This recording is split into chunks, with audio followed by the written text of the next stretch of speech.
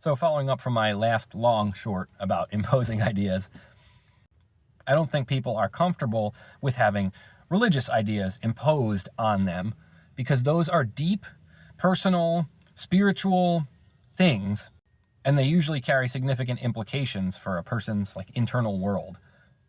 So I can see how, from that perspective, organized religion, so to speak, is something that people don't like as a concept. But like I said, I think that truth-seeking is a religious question fundamentally. So whether organized or not, we're always going to be imposing religious ideas on each other. And even though there might not be a binding religious affiliation, you can share beliefs with people, and that's how we get collective votes. We share beliefs about things. Now, personally, from what I've gathered, I think the suspicion stems from something a little bit closer to the heart, which is that either a representative from the organized religion, or the religious organization that's part of the religion, either an individual representing that was abusive or hypocritical, or the establishment itself came off as hypocritical.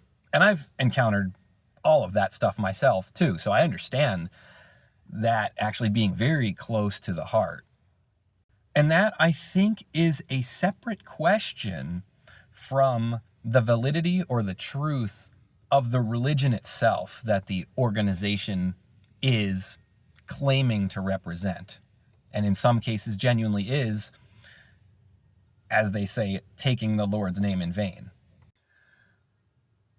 And part of why I'm doing this, I guess, is because my belief is that as someone who claims to follow Jesus, what my mission is to go and testify. In other words, to tell my story about God and my relationship with him and his interactions with my life, to tell other people about that story, to try to persuade them of the truth of God's character.